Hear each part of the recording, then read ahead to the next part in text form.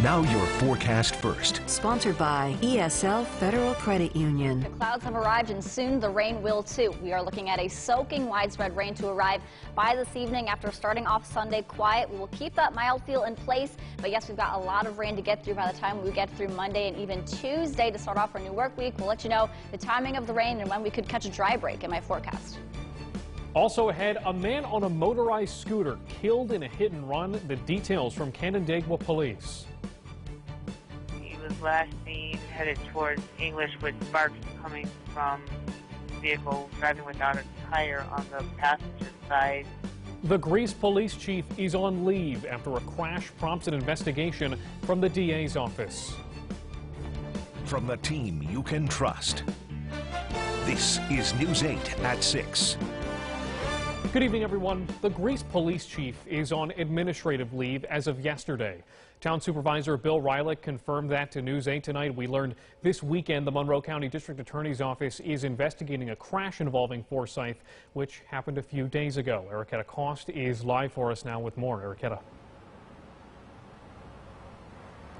Good evening, Jack. And according to the DA's office, no injuries were reported, but a spokesperson for the department tells me Forsyth suffered a minor contusion. His police car also completely totaled.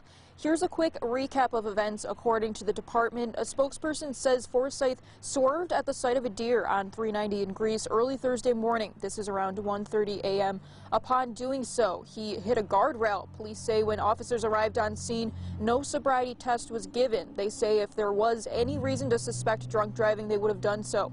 The department says Forsyth was trying to get a hold of police sooner for help, but his radio was damaged or switched frequencies due to impact. He tried to make it back to the station in the car, but the car was beat up so badly he was unable to. Now, we've also reached out to Greece Town Supervisor for comment on the situation. He's declined. We've also reached out to the Greece Police Union and are awaiting a response. For now, in Greece, Ericketta Cost, News 8. Ericketta, thank you. We are still, of course, tracking this breaking story. We've reached out to the Greece Police Department for more details.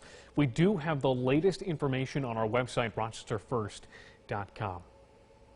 Moving to Ontario County now, Canandaigua police need help finding this car. They say this 1950s Ford pickup truck is suspected in a fatal hit-and-run crash on Saturday night. Police say the truck hit a pedestrian and then fled the scene. Police say the victim, an elderly disabled man, was crossing the street in a marked crosswalk on a motorized scooter. This happened on South Main Street in Canandaigua. If you know something, you are encouraged to contact Canandaigua Police. All right, now on to our continuing coverage of COVID-19. About 2,800 new cases reported today in New York State. Over 50,000 vaccine doses given out within the last 24 hours. Just over 64% of the state is now fully vaccinated. Let's move to the Albany area now. Tomorrow, union representatives from a General Electric factory in Schenectady will meet with corporate leaders over a COVID vaccine mandate. The rule caused about 200 employees to walk out of their jobs this weekend. They say it's been 1 week since they learned all employees must be fully vaccinated by December 8th to fall in line with the executive order unless they can prove a religious or medical exemption. They say on such short notice, GE employees don't have enough time to make an informed decision, and workers say they also feel betrayed by the company. These factory workers have done a great job of working through COVID, and I think this is just a slap in the face to them. We have been essential for 18 months, and now we went from heroes to zeros.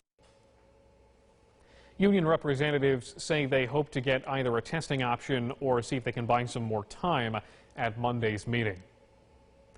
A Sunday morning walk in costume for a good cause. Halloween walkabout in Victor today benefiting Al Siegel member agencies. They serve 55,000 kids and adults with special needs in our area. It took place inside the Eastview Mall in Victor. News 8 WROC was the media sponsor of the event. Al Siegel President Tom O'Connor says it's all about bringing everyone together. Our primary focus is inclusion. We want to make sure everybody feels as though they can be rewarded and celebrated here today. It's just an absolutely wonderful place for everybody to feel like they're part of the family, and it's important to bring people back together, particularly coming out of the pandemic. This was the 32nd annual community walkabout. All right, let's move to your forecast now. Christine, the rain arrives soon. It doesn't leave us for a while. Yeah, sooner rather than later, we will all be engulfed in widespread rain. After such a nice, quiet weekend, we will soon be turning the page into a much more rainier start to our new work week. We'll take a little tour of radar and satellite right now. We'll zoom in here. Again, most of us are dry and have been dry, especially if you are north of the thruway at this hour. You can start to see that light green shading start to appear for places like Wyoming County and Livingston County as well. And again, I'd be willing to bet that a lot of this is still just a lot of cloud cover right now. It's still a little bit too dry in the atmosphere to get a good steady rain to fall, but it won't be long before it will saturate the atmosphere just enough to get those rain showers going. So places like Lancaster about 612, Honeoye at 622, and Ithaca at 632. So again, places like the Finger Lakes and just south of the thruway will soon, within the next hour or so, get in on some of this rain before Rochester and the rest does by later tonight. You can see this very expansive area of rainfall trekking just south of the Great Lakes. You've got a very expansive low pressure system, again, just to our southwest,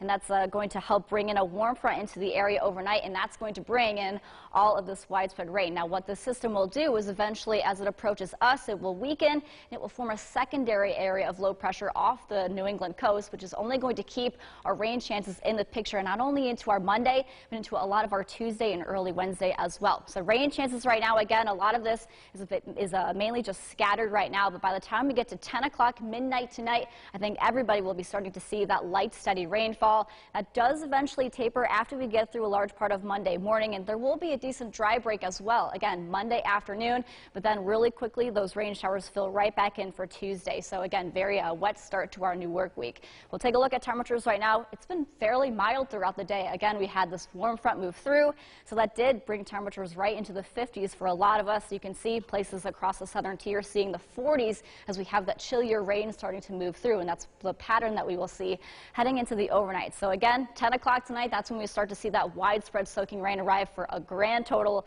of us. Most of us will see that lasting all throughout our Monday morning, so think wet roads and the rain gear handy throughout Monday morning. By the afternoon, though, look, it looks like we get a little break from the rain. We've got drier skies. We'll still be locked in the cloud cover, though. Then we've got scattered showers refilling in by Monday night, and then again, as that low pressure system sort of re-strengthens off of the coast, it will just wrap around all of this moisture. We will get another batch of that steadier rainfall that will last into a lot of our Tuesday, and the temperatures as well, not really rising too much out of the upper 40s and low 50s, will make this a very chilly rain as well. Now, we're not really overly concerned with flooding concerns. Again, we've got rainfall totals, I think, by about Monday night, just close to an inch or so. So again, everybody sees the rain, but not really a whole lot of it. And by Wednesday morning, maybe localized totals closer to 2 inches, again, making just for some wet roads, especially for that very early Monday morning commute. By the time we get to Monday afternoon, though, it does look like we catch a little bit of a dry break. Again, scattered showers fill back in, though, for our Tuesday and last even into Wednesday morning, Jack. So just lots of rain, a very fall feel like to our 8-day forecast here, and temperatures still in the 50s all the way through next week. If we're looking for a dry break, it looks like, I think, Wednesday into Thursday. You know, it was in the high 30s overnight last night. Yeah. I'm just not ready for this. I know, it's a little bit of a shock. My mind is still in July. I don't blame you. Christine, thank you. That's all for News 8 at 6, our web edition here. See you right back on TV for News 8 at 11. Have a great evening.